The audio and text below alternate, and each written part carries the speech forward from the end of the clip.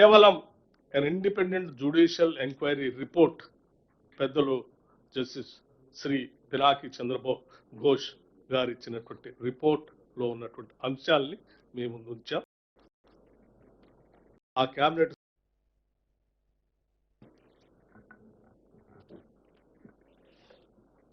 పత్రికా మిత్రులకు నమస్కారం. 2007-8 సంవత్సరంలో డాక్టర్ వైఎస్ రాజశేఖర రెడ్డి గారు ఉమ్మడి ఆంధ్రప్రదేశ్కు ముఖ్యమంత్రిగా ఉన్నప్పుడు ప్రారంభించిన ప్రాణహిత చేవెళ్ల ప్రాజెక్టు ప్రత్యేక తెలంగాణ రాష్ట్రం వచ్చిన తర్వాత సంవత్సరంన్నర తర్వాత ప్రాజెక్టు రీడిజైనింగ్ల పేరు మీద తుమ్మిడిహెట్టి దగ్గర నుంచి చేవెళ్ల వరకు నీళ్లు తీసుకురావాలన్న ప్రణాళికల్ని చంద్రశేఖరరావు గారు మార్చి మేడిగడ్డ, అన్నారం, సుందిళ్ళ ప్రాంతాలలో బ్యారేజీలు నిర్మించి తద్వారా శ్రీపాద ఎల్లంపల్లిలో నీళ్లు ఎత్తిపోసి అక్కడ నుంచి తెలంగాణ ప్రాంతంలో సాగునీటి వసతులు కల్పిస్తా అని చెప్పి ఈ ప్రాజెక్టు నిర్మాణం చేపట్టడం జరిగింది. 2015-16లో మొదలుపెట్టిన ఈ పనులు 2018-19లో పూర్తి చేసి ప్రజలకు అందుబాటులోకి తీసుకొచ్చినని చెప్పి ఆనాటి ప్రభుత్వం చంద్రశేఖరరావు గారు చెప్పడం జరిగింది. నిర్మాణం జరిగిన 3 సంవత్సరాల లోపే 2023 అక్టోబర్ ప్రాంతంలో మేడిగడ్డ బ్యారేజ్ కుంగిపోవడము, అన్నారం, సుందిళ్ళ బ్యారేజీలు పగుళ్ళు రావడము, ఆనాడు ప్రాజెక్టులు ప్రమాదంలో పడ్డాయి అని సాంకేతిక నిపుణులు, నేషనల్ డ్యామ్ సేఫ్టీ అథారిటీతో సహా కేంద్ర ప్రభుత్వ రంగ సంస్థలు గుర్తించి వాటి మీద విచారణ చేసి ఆ విచారణ సందర్భంగా ప్రణాళికల లోపం, నిర్మాణ లోపం, నిర్వహణలో లోపం, డిజైనింగ్, కన్స్ట్రక్షన్, ఆపరేషన్ అండ్ మెయింటెనెన్స్లో లోపాలు ఉన్నాయి. దీని మీద పూర్తి స్థాయిలో విచారణ జరగాలని ఆనాడు రాష్ట్ర ప్రభుత్వానికి చంద్రశేఖరరావు గారు ముఖ్యమంత్రిగా ఉన్నప్పుడే నివేదికలు ఇవ్వడం జరిగింది. ఆ సందర్భంలో పిసిసి అధ్యక్షుడిగా నేను, శ్రీ రాహుల్ గాంధీ గారు మేడిగడ్డ బ్యారేజ్ను సందర్శించి మా కాంగ్రెస్ పార్టీ నాయకులు ఆనాడు బట్టి విక్రమార్క గారు, శ్రీధర్ బాబు గారు, ఉత్తమ్ కుమార్ రెడ్డి గారు ఈ ప్రాజెక్టుల పర్యటనలు చేపట్టి ఇందులో లోపభూయిష్టమైన నిర్ణయాలు, అవినీతి, ఆశ్రిత పక్షపాతము, నిర్లక్ష్య వైఖరి, ఎన్నో లోపాలతో కూడుకున్న నిర్ణయాల వల్ల ఈరోజు దాదాపుగా 1,00,000 కోట్ల రూపాయలు పెట్టి నిర్మించిన కాళేశ్వరం ప్రాజెక్టు పూర్తిగా కూలిపోవడం, దీని మీద విచారణకు ఆదేశిస్తాం ప్రభుత్వం అధికారంలోకి రాగానే అని చెప్పడం జరిగింది. ఎన్నికల మేనిఫెస్టోలో కూడా ఈ విషయం స్పష్టంగా జ్యుడిషియల్ ఎంక్వైరీ చేస్తామని ఆనాడు మేనిఫెస్టో కమిటీ చైర్మన్గా శ్రీధర్ బాబు గారి నేతృత్వంలో కాంగ్రెస్ పార్టీ తెలంగాణ ప్రజలకు మాట ఇవ్వడం జరిగింది. ఆ మాట ప్రకారము 14/3/2024 నాడు జ్యుడిషియల్ కమిషన్ ఎంక్వైరీ చైర్పర్సన్గా పిసి ఘోష్ వారు ఆంధ్రప్రదేశ్ ఉమ్మడి చీఫ్ జస్టిస్గా, సుప్రీంకోర్టు జడ్జిగా మొదటి లోక్పాల్కి వారే బాధ్యత వహించి ఈ దేశంలోనే న్యాయ నిపుణుడిగా, జ్యుడిషియల్ సిస్టంలో అపారమైన అనుభవం ఉన్న వ్యక్తిగా పేరు ఉన్న పిసి ఘోష్ గారిని ఈ కమిషన్ చైర్పర్సన్గా తెలంగాణ రాష్ట్ర ప్రభుత్వం నియమించింది. అక్కడి నుంచి దాదాపుగా 16 నెలలు ఘోష్ కమిషన్ నాటి మాజీ ముఖ్యమంత్రిని, సాగునీటి పారుదల శాఖ మంత్రిని, ఆర్థిక మంత్రిని, ఐఏఎస్ అధికారులను, ఇంజనీరింగ్ అధికారులను, నిర్మాణంలో పాల్గొన్న నిర్మాణ సంస్థల్ని, ప్రజా సంఘాలను, పాత్రికేయ మిత్రులను, ప్రజలు ఎవరైనా ఈ ఓపెన్ విచారణకి ఎవరైనా వచ్చి తమ అభిప్రాయాన్ని చెప్పొచ్చని అందరి నుంచి సమాచారాన్ని సేకరించిన సమాచారం ప్రకారం చంద్రశేఖరరావు గారిని, హరీష్ రావు గారిని, ఈటెల రాజేందర్ గారిని నోటీస్ ఇచ్చి పిలవడం ద్వారా వారిని ప్రశ్నించి వారి ప్రశ్నలకు వాళ్ళు వివరణ ఇచ్చుకోవడానికి, వాళ్ళు తీసుకున్న నిర్ణయాలకు గల కారణాలను, వారు అందించిన సమాచారాన్ని అన్నిటిని కూడా వారు విశ్లేషించడం జరిగింది. విశ్లేషించిన తర్వాత 16 నెలల తర్వాత మొన్న 31 తారీఖు నాడు 665 పేజీల సుదీర్ఘమైన నివేదికను తెలంగాణ రాష్ట్ర ప్రభుత్వానికి పిసి ఘోష్ కమిషన్ అందించడం జరిగింది.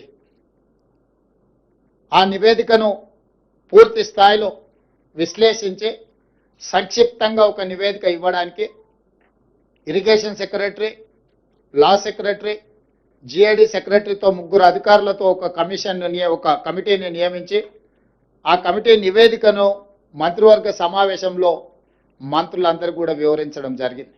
ఇదే కాకుండా 665 పేజీల కమిషన్ నివేదికను ఈరోజు మంత్రివర్గంలో ప్రవేశపెట్టి దాన్ని మంత్రివర్గ ఆమోదం కూడా చేయడం జరిగింది.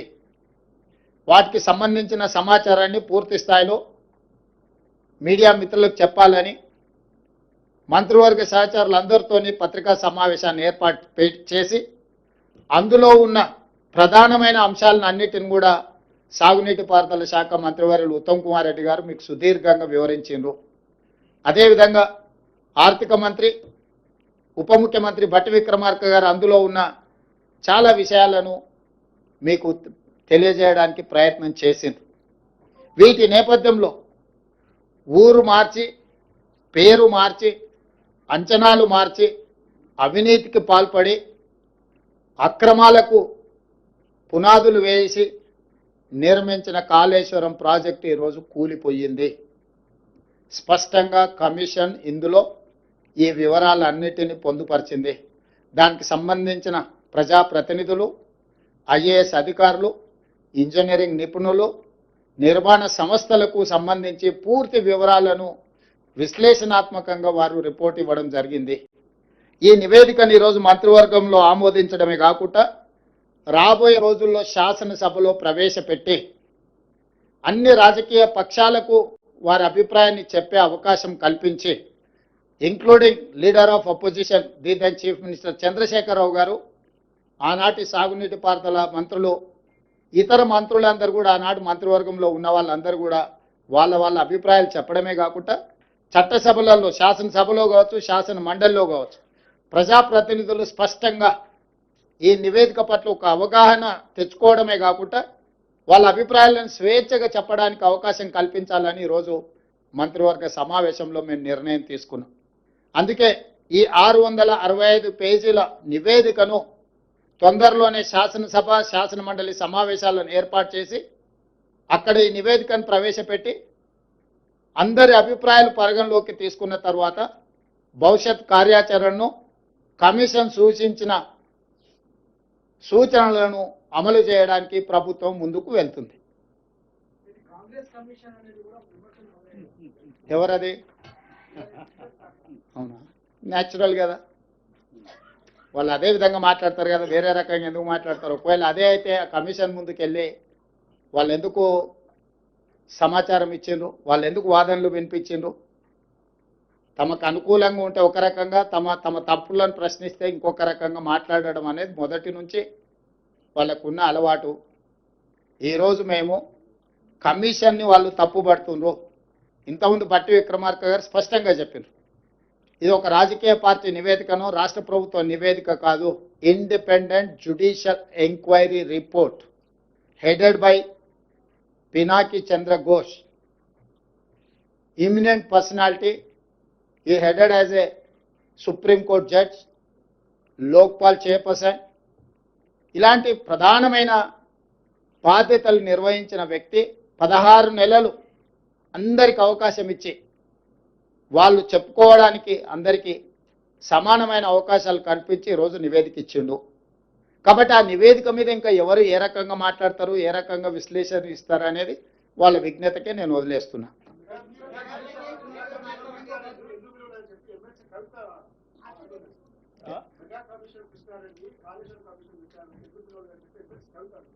మరి వాళ్ళ ఫాదర్ని అడగాలి.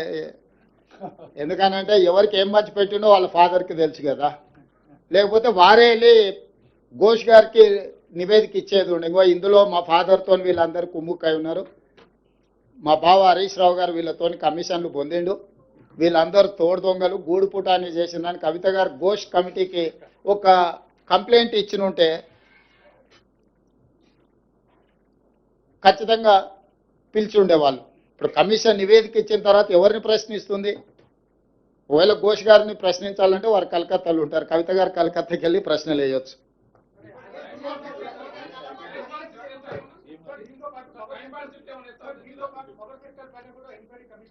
ఉన్నది ఈ రోజు. ఇప్పుడు రాహుల్ దీనికి కన్ఫైన్ అవుదాం.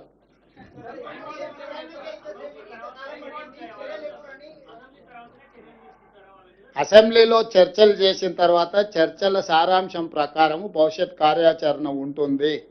మీకు స్పష్టంగా చెప్పడం కోసమే మీ ఊహాజనితమైన కథనాలకు కానీ ఊహాజనితమైన ప్రశ్నలకు తావు లేకుండా ఉండడానికే కమిషన్ రిపోర్ట్ ఇచ్చిన 4 రోజుల్లోనే మంత్రివర్గ సమావేశాన్ని ఏర్పాటు చేసి మంత్రివర్గ సమావేశం ఆ నివేదికను ఆమోదించి ఆ నివేదికలో ఉన్న సారాంశాన్ని నిక్షిప్తంగా మీడియా మిత్రులకు అందరూ కూడా కంప్లీట్గా ఇన్ డీటెయిల్ ఒక పవర్ పాయింట్ ప్రజెంటేషన్ ద్వారా మీకు వివరించడం జరిగింది.